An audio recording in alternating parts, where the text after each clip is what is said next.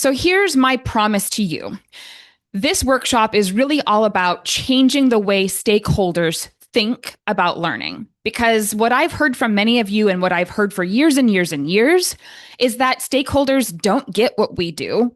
They don't see the value that we see. And they struggle to be able to say, yes, I'm going to give those resources. Yes, I'm going to buy that product or service for your team. Or yes, I'm going to buy your learning program because it makes sense. So let's change the way that we help our stakeholders think about the value of what we do through some strategic use of data. So we're going to upgrade our learning value proposition. We're going to look at an alignment metric that helps us to prioritize the work that we do and also to make sure that our work is aligned with the organization's core metric. And then we're going to talk about one of my favorite metrics, which is return on expectations. I didn't coin it. I can't take credit for that. That being said, I do have my own spin on ROI, and I'm going to share with you what that looks like. So I also have a game sort of for us to play to hold us accountable. The value of this workshop is for you to take away new ideas. So I want you to have a notebook. I have mine here. So have your notebook out, or even a separate page. If you've got multiple windows, you can type in. And anytime you hear something that we share or something that we come across in conversation when we work together that you think is an action that you can take back to your work, I want you to write it down. And the people that have the most action items are going to win one of my books. And if you already have one of my books, I encourage you to give it away to somebody else if you are the winner. So notebooks ready. Open minds to be thinking about how do we apply this stuff? Because it's one thing to be exposed to information. It's yet another thing to do something about it. So let's do something about these things. And let's start with our first one, the learning value proposition. Actually, I wanted to share with you who's in the room. I totally forgot about that. So who's in the room? So thank you all. You shared with me your titles and you shared with me what your challenges are in terms of not being able to communicate the value of what you do, or feeling like you could have a greater impact, but you're not really sure how. So who's in the room with us today? Interesting split of people. Of those who registered, we've got the majority of us are internal practitioners, and you work across all kinds of industries. But then there's another subset of us who are business owners. We're consultants. We own our own leadership development companies. And so whether you're an internal practitioner or an owner of a learning business, welcome. We're going to talk to both sides of your challenges as we work through this workshop. Now, here's something that is super interesting. So remember, I asked every one of you as you registered, what's blocking measurement? What is getting in the way of you collecting data? And what we found, I used Claude to do a quick analysis of some of the differences between people who were individual contributors versus people who are more at the decision-making level. Here's what we found. That overall, if you're on the internal, more individual contributor, you're designing and delivering programs, your biggest challenges are focused on your courses and your training at the programmatic level, where when you're a decision maker, your focus of challenge is more at the culture, the system, the organization level. And I think it's really interesting because when we understand if we're an individual contributor and we're trying to show the value of what we do to decision makers in our own organizations, it's helpful to have context that where they're thinking about is not at your programmatic level. It's like, what are all of your programs and services doing for our organization to shift our culture, to change our systems, and vice versa. If you're a decision maker, many of the people who are supporting you at the organizational level as more individual contributors or even middle managers, they're thinking about the impacts of their programs, and they might need a little bit of stretching and guidance to meet you to be thinking about the organization, that larger, bigger picture. So each one of us is got a decision maker or a client that we're working with. And so we want to be able to hold both of these challenges while we're working together. And one of the biggest challenges for everybody, based upon what you all shared, is the follow through. It's tough to follow through with clients or with our internal teams that we're serving, we're not getting great at follow through. And obviously, follow through is the secret sauce. We do want to have some systems in place for follow through so that we can know, is what we're doing working? So I thought that would be really interesting for you all to see a little bit more about who's in the room and some of the differences in challenges. So, one more question for you. And I see a comment in the chat. One question for you, just to get a little bit more context. And again, if you need that QR code to jump into our presentation because you came in a few minutes late, there it is. You can also see the link to join this presentation and share your thoughts in our chat. So go ahead and jump back into AHA Slides. And what I really want to know is, what is the primary method or format that you use to deliver your programs? And so for added context, this could be, we primarily do 1-day instructor-led training, or we do 6-month or 3-month programs, which is a combination of instructor-led and coaching, or we only do e-learning. Because what I've realized is that how we're delivering what we do changes the way that we collect data, and it also changes the impact that we can realistically have when we do our work. So, what are some of the ways in which you primarily deliver your programs? And while that's coming in, I'm going to take a look at our chat. I know we had something come in.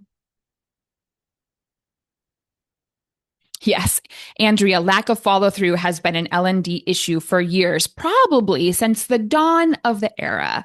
Absolutely. Yep. And so the metrics that we'll workshop today are going to help you with follow through. Sometimes we just lack the system or the focus on, like, well, what should we be following through with specifically? And let's see. We need 10 responses to be able to group thematically. That's really interesting. So some of these AHA Slides features are really fun. I'm learning them as I continue working. But what I'm seeing so far is we're kind of all over the place, which is fine. Lots of instructor-led, some combination. Looks like e-learning plus instructor-led. Awesome, awesome.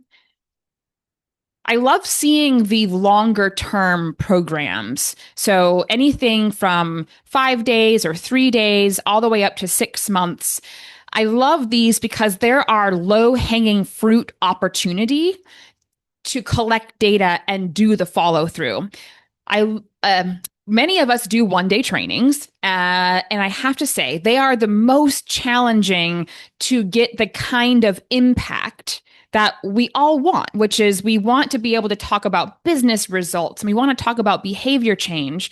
But most of the time, 1-day instructor-led training is not the best delivery format for having that kind of long-term change. So when we think about impact and influence and collecting the right data, if you are doing shorter-term programs, it's a slightly different approach than if you're going to be doing those longer-term, what I call multi-touch point programs. The more touch points we have, the easier it is for us to collect meaningful data. So just one thing to remember, if you can advocate for programs that have more touch points, you're going to have an easier time of collecting data to show impact.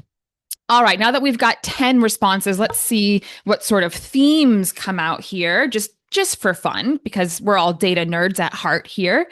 What kind of themes in addition to what we talked about? So lots of hybrid learning, that makes sense. Lots of focus on virtual, which that makes sense too. And of course, lots of focus on instructor-led. But the most important point that I want to make is about those touch points. More touch points, the easier it is to show impact. Awesome. So as we move on, now let's talk about our learning value proposition. So I have a quick story for you, and that is when I worked for one of my favorite jobs I've ever had as an internal learning leader. I worked for the National Domestic Violence Hotline.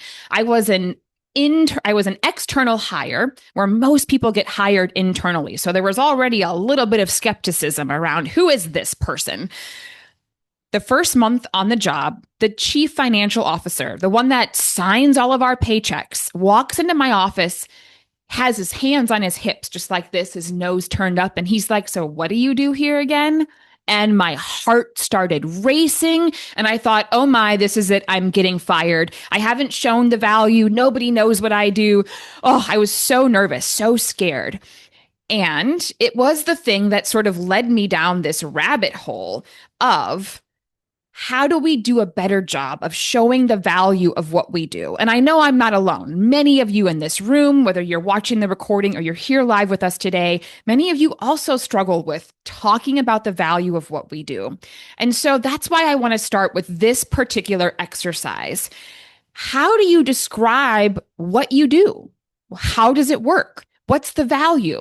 And what we're going to do in this exercise is I'm going to collect again, how do you describe what you do? And then after we workshop a couple of these metrics, we're going to revisit this again and we're going to upgrade how we talk about what we do so that we have less of the nose turned up skepticism from our stakeholders. And as you engage in this workshop, I'm going to have lots of resources for you to take back. So scan the QR code here or check this link. There's a great article by Rob Brinkerhoff that talks about all the different value propositions that learning could have. And there isn't just one, there's actually many. Excellent resource for your continued reading. So now I want to know, how do you describe the value of what you do? Imagine that my CFO asked you that question today. How would you respond? What is your learning value proposition?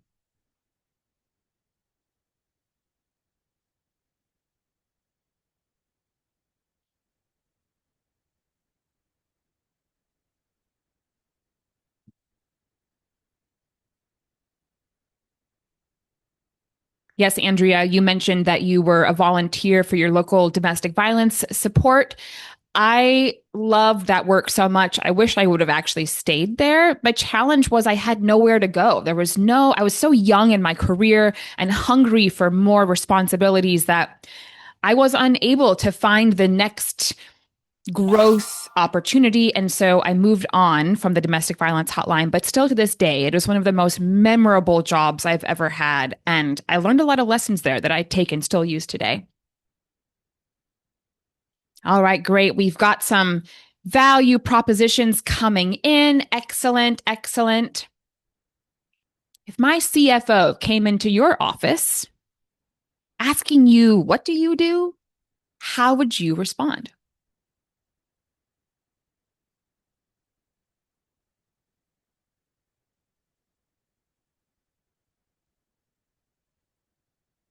These are great.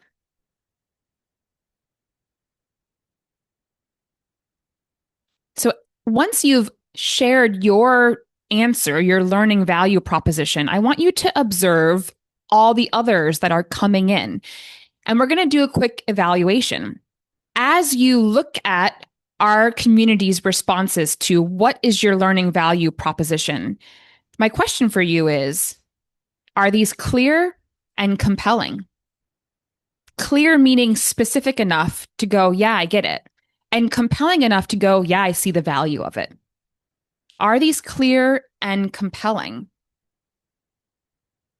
So just make some observations, take some notes if you'd like to, and then we will use our chat or even come off mute if anybody would like to share. Are these clear and compelling? We've got things from maximizing hiring ROI to providing knowledge and skills for sales enablement. Lots of variation, which makes a lot of sense in how we describe what we do. So after you've put in your learning value proposition, you've answered the question, what do you do here? Take a look at everybody else's responses. Are these clear and compelling? Why or why not? And let's start by using the chat. Are these particular value propositions clear and compelling? What are your thoughts? Thank you, Andrea. Yours could have a stronger connection to the business strategy results. I know it's a great challenge for many of us, but that is an important piece. How do we make that connection stronger?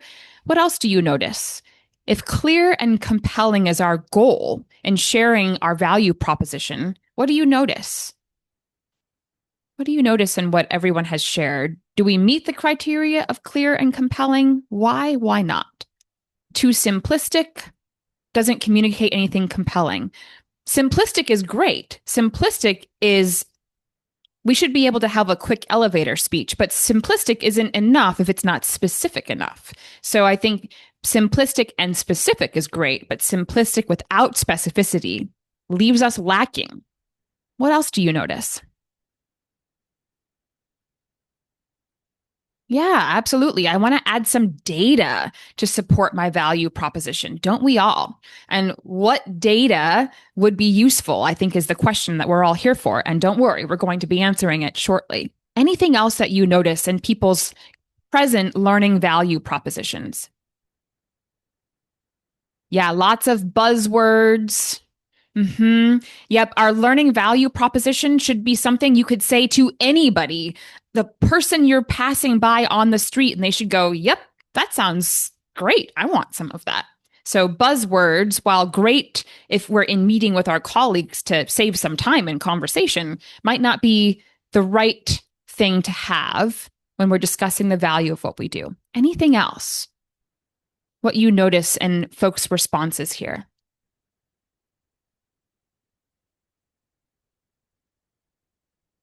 Okay, great. Well, help is what we are here to do. So you're all in the right room.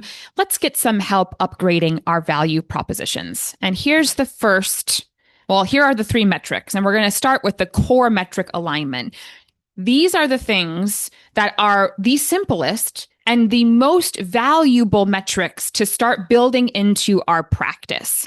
One, are our programs and services aligned to our organizations, if we're internal, core metric, or our clients' core metric? Do you know what that is?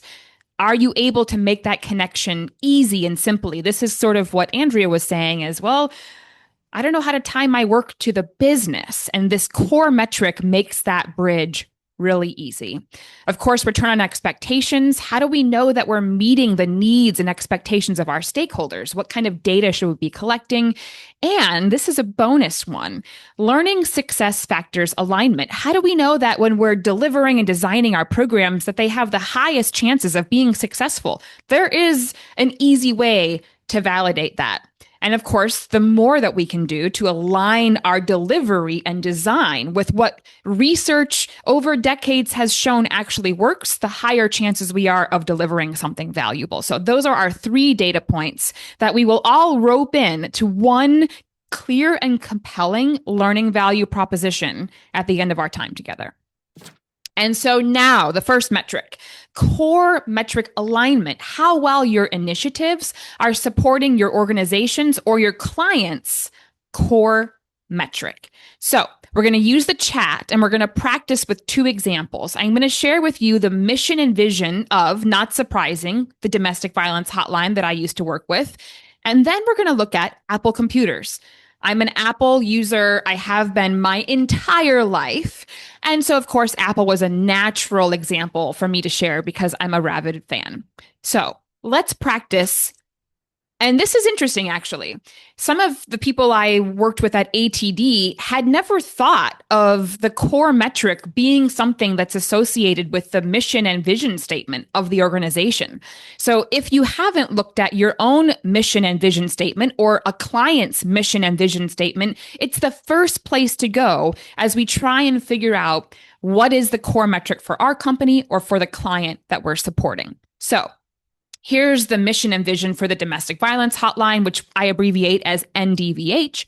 Mission: we answer the call to support and shift power back to those affected by relationship abuse. And the vision: we envision a world where all relationships are positive and free from violence. So, based upon what you see here, use the chat. And what do you think? And there's one metric. There's one mission-specific metric that every organization has, whether you're nonprofit, for-profit, every organization exists to serve a purpose, a mission, a vision.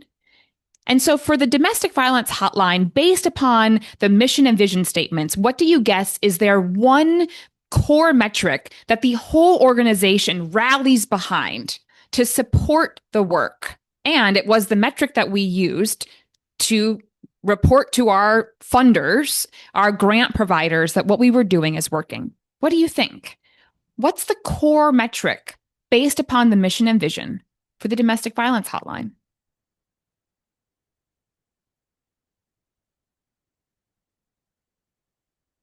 Andrea, you're close.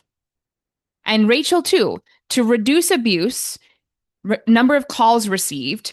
Now, one thing contextual to know about the domestic violence hotline is that we were confidential and anonymous. So while we could collect data on what the dynamics of the individual were, what they were dealing with, and we could provide resources and we could provide trauma-informed care via the phone or via chat, we weren't able to go in person and to help them like maybe the suicide hotline could, where they could go and actually reduce the danger of someone's physical space. So there is, for every one of you, a contextual limitation in what you're able to do within your mission. So that, of course, is part of the core metric, and we figure out what that is. So the response time, and I'm hesitating because I know I'm going to mispronounce this name again, but I'm going to try it anyway. Olmude. We have strange names myself as well. So, but getting that right, especially live, sometimes is hard to do, but you basically got it right. So calls come in to the National Domestic Violence Hotline 24/7. How can we respond to those calls is the metric, and that is answer rate. So response time was super close, but answer rate, if we get 100 calls an hour, are we able to answer 75% of them? And that was our goal. And so everything we did at the domestic violence hotline was to support that 75% answer rate. And so, Andrea, when you said originally number of calls received, while as an organization, we obviously do marketing to spread the word that our service is available, we can't really control the number of calls received. And sometimes, if any of you watch Lifetime, you know that Lifetime movies sometimes have a domestic violence component, and they would often put the domestic violence's hotline number. If you're experiencing something like this, give this organization a call. And sometimes we knew about those movie times, and sometimes we didn't. And so our job was to figure out, how do we navigate all those various factors to keep our answer rate 24/7 at 75%. And that is part of what training did, was to teach advocates, how do we take calls so that we can get people the resources they need as quickly as possible, also de-escalating the situations as quickly as possible so we could serve more people, but do it in an empowering way, like Michelle says, and do it where the individual feels like they've been served, but quickly. And so that's a great example. Now on to Apple. Some of you might know Apple's mission and vision statement, but they are to bring the best user experience to customers through innovative hardware, software, and services, and their vision to make the best products on Earth and to leave the world better than we found it. What do you think might be the core metric for Apple? What might be the one thing that everybody that works for Apple is rallying around? Oh, yeah. Easy. Michelle, Jacqueline, customer satisfaction, 100%. Andrea, you got it. User satisfaction, customer satisfaction. So I love this example because it could be product quality, it could be adoption rates, but think about the core metric as that one data point that we can help. If customers aren't satisfied, then we can go, okay, well, let's dig a little bit deeper. What might be contributing to that? Is it that the product innovation isn't great? Is it that people are struggling to use the technology? Is it that it's just a crappy version of something? Is it not what customers are needing or wanting? We're not applying their feedback. So the core metric functions as the thing that informs everything else in the organization. And so we want to know, what is that for the organization that we serve, either internally or as someone that's working with clients and an owner or as a consultant. So, my question for you, what do you think is your organization's core metric? And if you need to get back into our AHA slides, there's the QR code. Again, you'll find the link earlier in our chat. What do you think is the core metric for your organization? And if any of you are like, I have no idea and want to workshop with me, we can absolutely do that. I like to work with one person usually to help them identify what is that core metric. What do you think that is?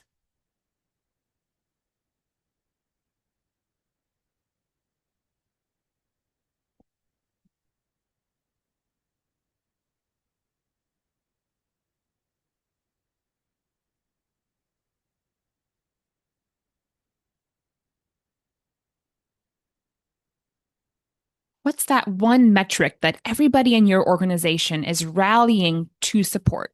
Training, product, IT, customer success, HR.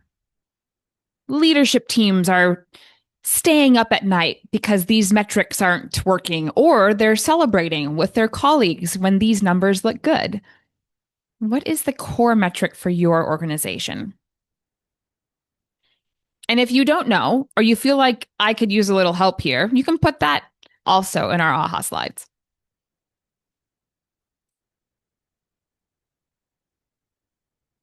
One thing to note is that if you struggle figuring out the core metric, that's the number one action that I hope you'll take from today's workshop is that you will go investigate the mission and vision of your clients or your internal organization that you're supporting.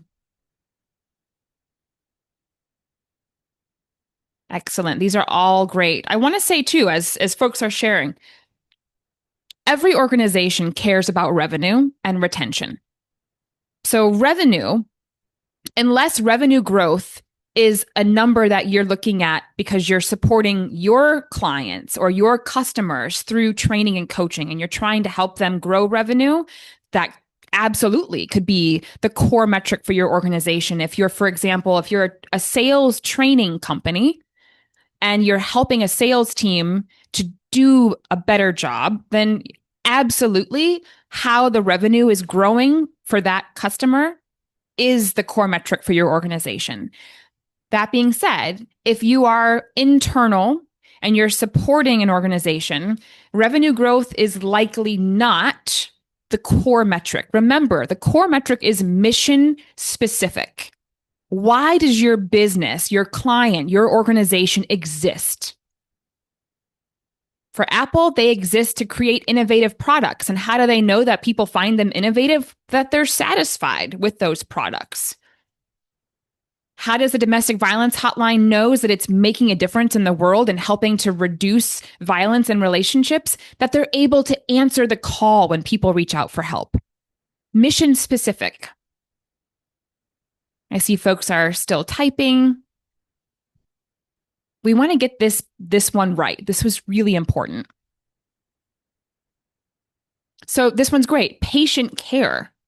So it could be that patient satisfaction could be one of those outcomes if that's the type of work that you're doing. It could be that patient health indicators are improving. If you're in the medical world and you're doing a specific service, it might be that, for example, if you support people in retina care, it might be that more people have greater vision when they work with you, and you have a way of tracking that, and that the quality of vision that you provide to your patients is that core metric. Delivering programs to address inequalities. So this is interesting. So equity.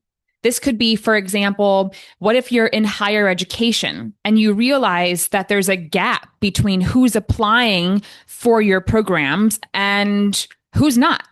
There are maybe certain demographic details that you understand about students, and you realize that we are getting higher, students that have higher income families are applying to our programs, but yet we have a way of supporting students and families that don't have high incomes. That would be inequity.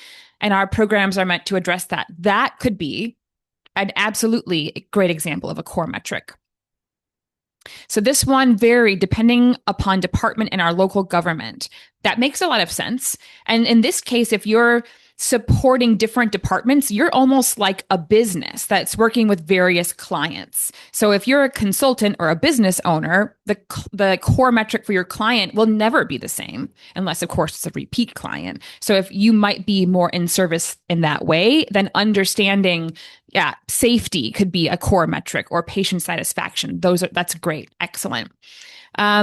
So no questions yet. Here are your takeaways from this core metric. First and foremost, read the chapter I have in my book, Measurement and Evaluation on a Shoestring. It talks about if this is a struggle for you, how do we find this for every client we take on, or every department we serve, or the organization in general that we're working for? Clarify what that is. And then if you're internal, or if you have some business as a learning provider that you've done recently, make a list of all the initiatives that you've done, and then put that core metric aside next to it and look at them and say, does this make sense? Does the program that I delivered, does it make sense that it could naturally support the core metric of my client, of my department that I'm serving, or of my organization that I'm working in? And if there's not a logical alignment there, there's an opportunity for improvement. And our goal is to, over time, to make sure that there is a clear, logical, common sense connection between every single initiative we do and our core metric for the organizations and clients that we serve. And this is the beautiful way of using this. If you get someone that asks you for a program, for a solution in learning, and it's not clear to you how this particular initiative supports the core metric, it's a great question to ask, to say, hey, I understand the reason that we exist, the mission, the purpose of our organization is to support patient health, client satisfaction, or perhaps revenue growth if we're doing sales training. But what I don't understand is how this initiative is aligned with that larger purpose and focus. That's a wonderful question to use if you're getting requests for training that may not be the greatest investments. All right. Return on expectations is up next. So this is a simple one. It's basically, how well are our initiatives meeting our stakeholders' needs and expectations? But there's a little bit of a secret sauce in how to use ROI. One is recognizing that there are many benefactors, and I like to use this word benefactors, people that benefit if our programs are successful. There are many benefactors whose opinions, needs, perspectives we want to take into consideration. And there are about 5 different types of people that benefit from our programs being a success, or that they might suffer if our programs don't meet the needle or move the needle forward. But we do want to know what they need and what they expect. And so this is an exercise for us, is to brainstorm. Who do you think are the main benefactors of our program's success? There are some obvious ones, but there are some less obvious ones. And I want to see if we can pick up on who are the less obvious benefactors if our programs are successful. Or alternatively, if our programs don't meet the mark, who might suffer?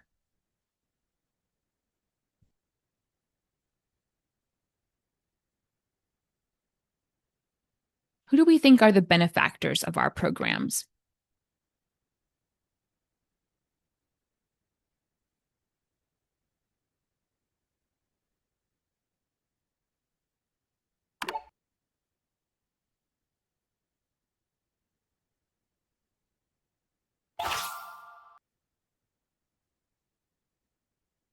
We've got a couple of them so far. So we've got employees. So those are sometimes the participants that are engaging in our programs. We've got leaders. Yes, our C-suite, our directors, our decision makers. That's 2. We've got our customers, 100%. Customers, consumers.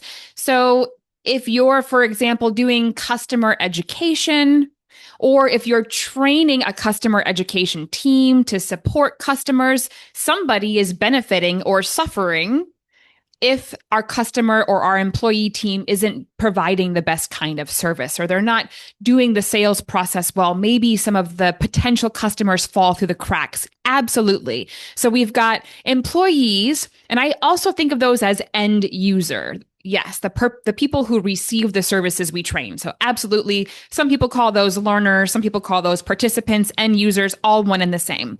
Leaders, our decision makers, our C-suite. We've got our customers.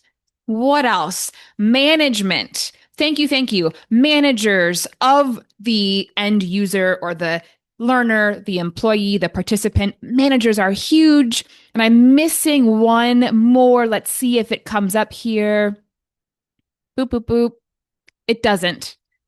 The one stakeholder that we sometimes miss are our subject matter experts. So why do these people matter? Well, there are some obvious reasons. Our end users, our employees, our participants, we want them to have a good experience and to take new actions and change their behavior, feel differently after the programs are over. 100%, that makes sense. Our leaders, that makes sense. Our end users, all of this makes sense. But subject matter experts is one that we often miss. They are our partner in getting the right information. But subject matter experts, just like our customers and end users and managers, they are our advocates. So think of these benefactors, think of these stakeholders, our advocates. They are the ones when they are on our side, when they have our backs, when they get the value of what we do.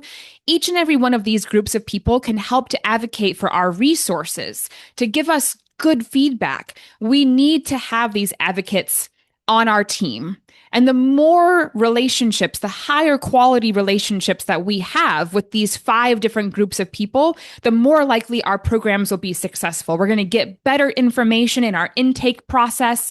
We're going to have more support in developing learning that actually has a chance of working.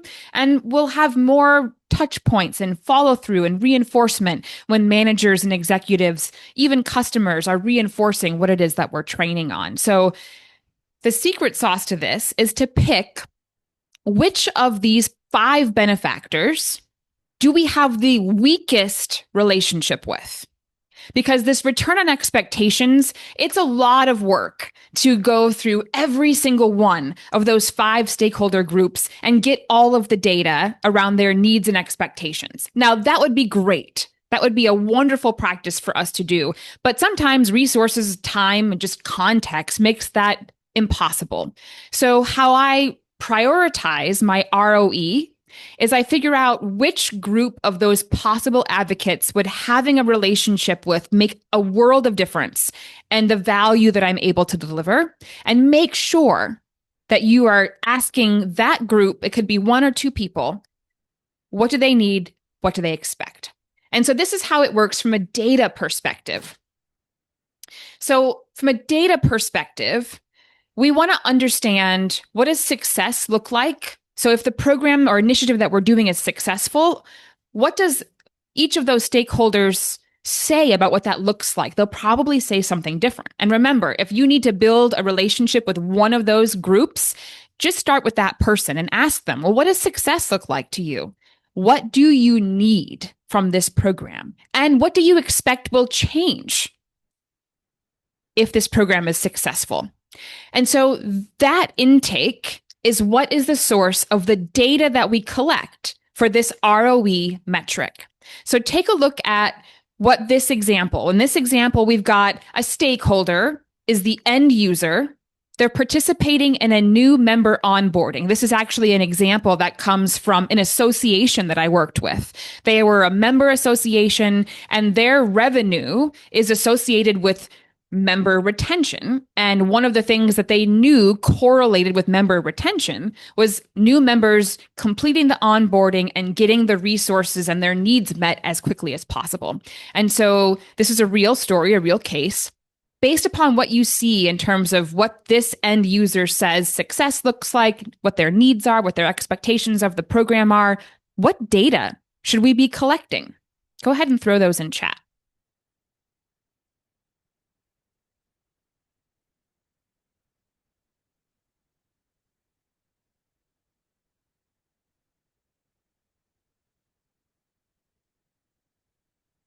I see some questions in chat that I missed. We'll go ahead and look at those in just a minute. But what data would you collect based on this context to do the follow through? Like, the value of the return on expectations is that we collect data and we give that data back to these stakeholders to let them know if we met their expectations, if we met their needs. So, Connie, you mentioned KPIs. I need you to be a little bit more specific, because KPIs, if we're thinking what data do we collect, KPIs can be anything. So, what specific KPIs might be important? Again, based upon what this stakeholder says they need, what they expect. So, response time, Michelle, 100%.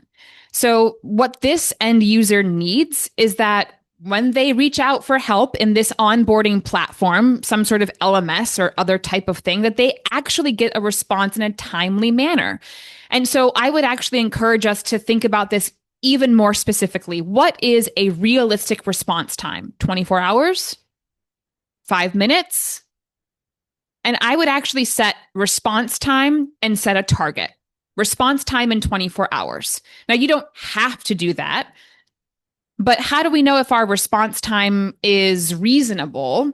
Well, let's set a realistic standard. And that's true for all data. Ideally, we have some kind of target. Just like my National Domestic Violence Hotline, we had a 75% response time. That was our target. And when we were ahead of target, we celebrated. And when we were off target, we wanted to know why. And it helped us to figure out, diagnose problems around that.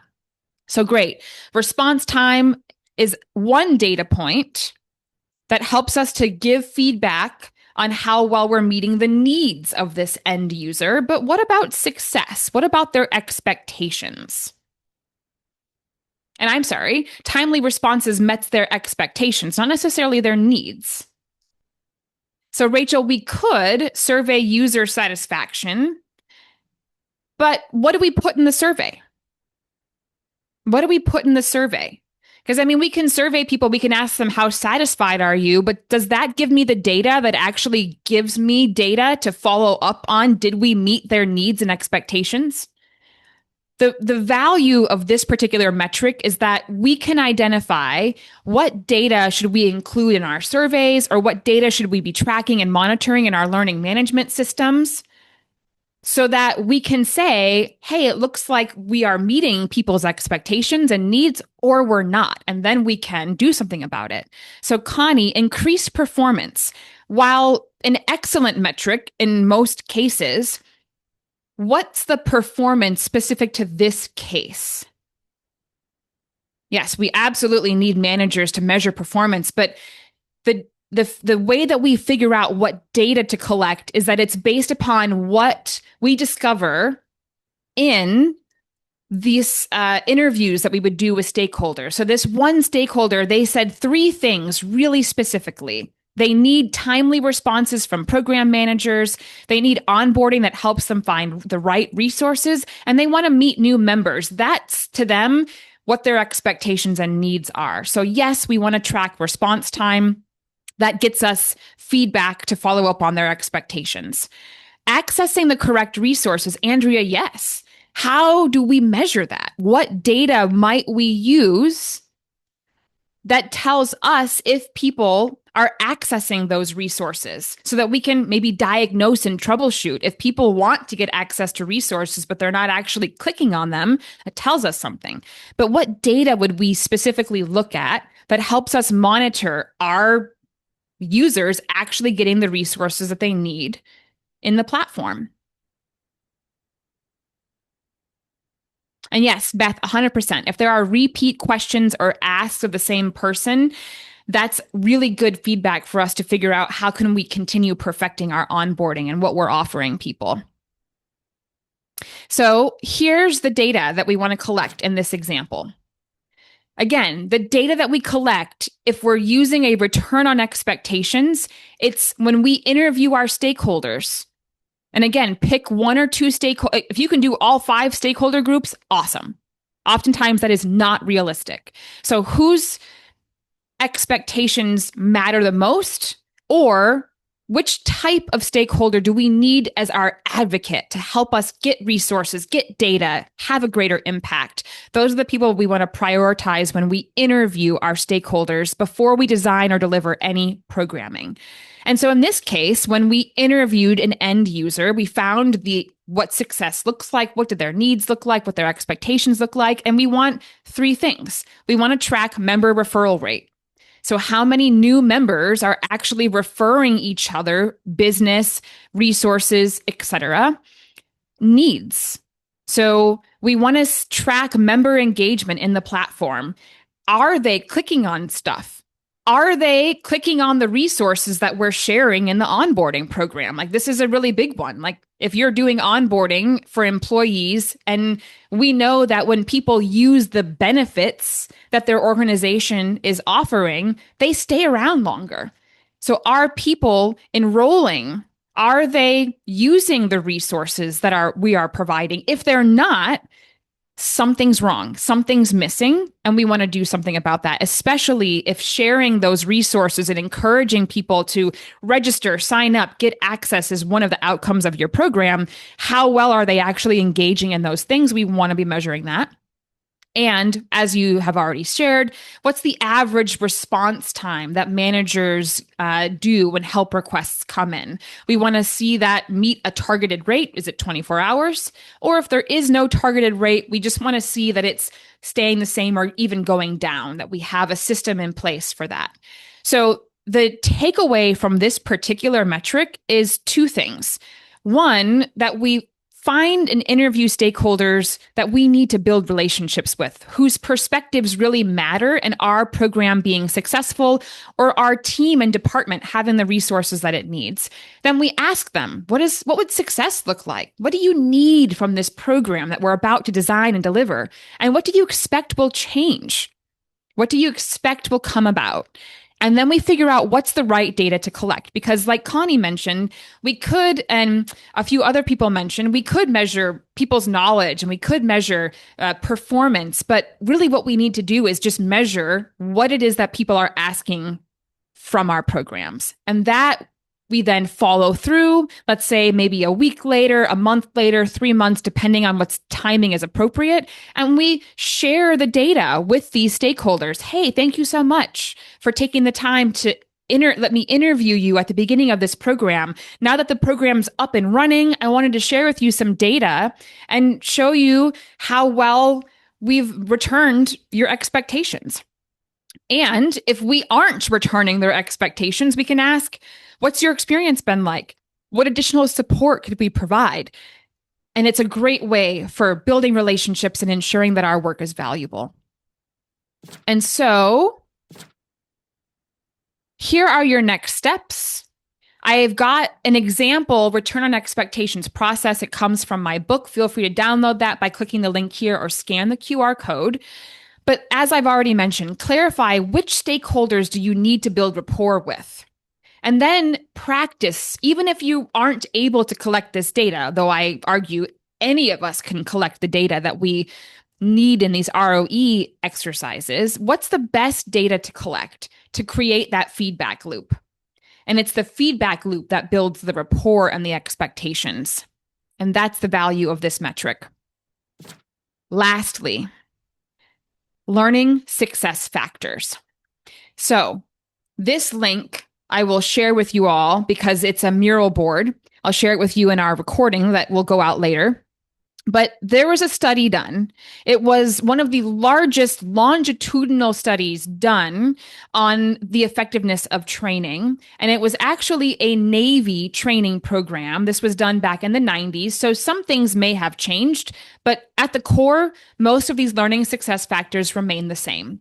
And what they found is that pre-training and post-training, there are certain factors that we want and need to consider, and that the more of these factors we have a habit or a practice of considering in our design, delivery, and support that we provide to participants, the higher the chance we have of being successful. And so this is an exercise I encourage you to do after today's workshop, but you'll look at this mural board and you'll look at each of these different factors. For example, How well are you considering the individual characteristics of the participants in your program? And examples of this would be, are you considering their attitudes regarding the topic or training prior to delivery? Do you know what their attitudes are? Are they resistant? Are they open minded? What are their attitudes? Have you considered their prior experience? I mean, how many times have we sat in a training where we're like, oh my gosh, I know all this already? How do we deal with people that are varied in their levels of expertise? And then are we considering their self efficacy? Do they feel like they can do what you're asking them to do? Are we considering their abilities and how they might need extra support based upon the ability they bring to the topic, to the expected behavior change or attitudes or skills that we're helping them build? So each one of these pre and post training considerations has some examples. And your job will be to rate yourself. Well, we really do a good job of this, not so great on this one. And then look across the board and you can see where you have opportunities to improve and just pick one. Just pick one of the areas where you're scoring yourself lower and focus on doing that the next time you're designing or delivering a program. And then the next time, focus on another one and another one until the goal being that each one of these pre and post training factors has some high consideration in your design and your delivery. So this is the learning success factors piece. And as I've mentioned, your job after today will be to look at your initiatives and rate yourself on a high, medium, low consideration for these factors, and then just pick one that's the lowest and figure out with your team, how am I going to do a better job of that next time? And so here is our revised learning value proposition. So when someone like my CFO from the domestic violence hotline asks you, what do you do again? Here's how you could respond. We help our organization or our clients to achieve their revenue, employee retention, and that mission-specific core metric. It's all three of them. By continually investigating stakeholders' needs and expectations and delivering learning solutions that align with proven success factors. That's value, three types of value that we care about stakeholders' needs and expectations and we return them, that we are aligning our work with proven success factors, and that we are aligning our initiatives to achieve retention, revenue, and core metric goals. That's what I hope each and every one of you are confidently able to say. So it is almost 15 minutes, which is our wrap up point. And so I have for you some additional ways to keep learning with me. I write a Substack. I host a weekly, look at that. It was a month and week word combined into one. I host a monthly measurement meetup. It's free. All this is free to continue refining your craft in data and measurement. And you're also welcome to book a 30-minute one-on-one with me if you want to go a little bit deeper in these concepts.